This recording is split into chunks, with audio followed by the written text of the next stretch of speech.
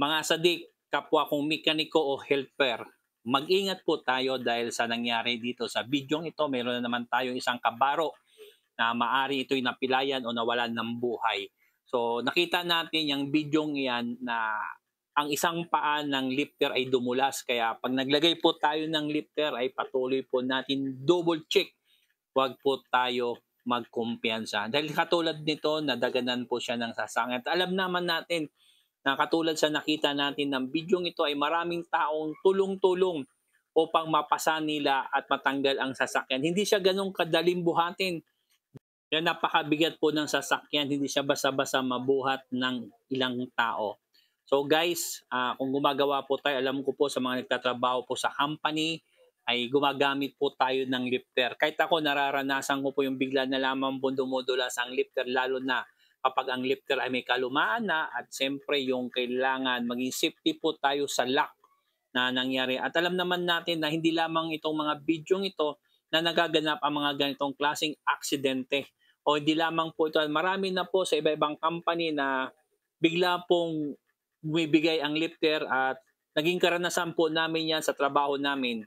May mga iilan na rin na aksidente na ganap sa trabaho namin noong ako nagtrabaho pa po sa Nissan at sa Toyota. May mga nagaganap na iba-ibang klaseng aksidente, kaya naging aware ako sa bagay nito. Lalo na po kayo po na mga baguhan pa lamang nagtatrabaho po sa isang company, mag-ingat po tayo, wag po tayo magkumpiyansa.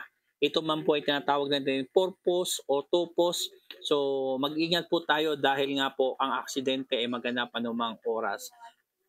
Nakakalungkot lang ba ang isipin na nangyayari yung ganitong bagay? Hindi man natin masabi siya careless siya sa kanyang trabaho, kundi talagang masasabi natin na ito ay aksidente.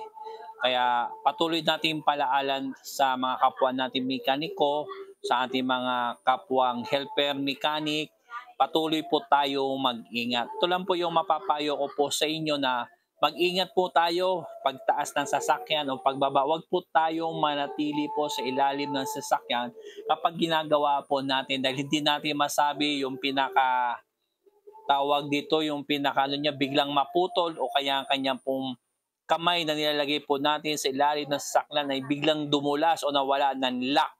Ingatan po natin ang ating pong buhay dahil mayroon po tayong pamilya na patuloy pong umaasa po sa atin.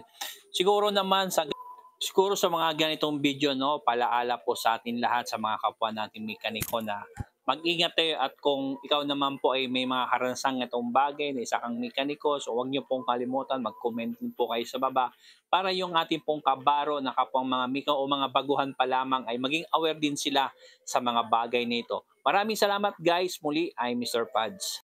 Namumblema ka ba sa iyong automatic transmission? Sagot namin yan dito sa Starmatic kung ano mang problema niyan. So kita-kita tayo, puntahan niyo po ako, kontakin niyo po ako, pag-usapan natin kung ano pong problema ng iyong automatic transmission.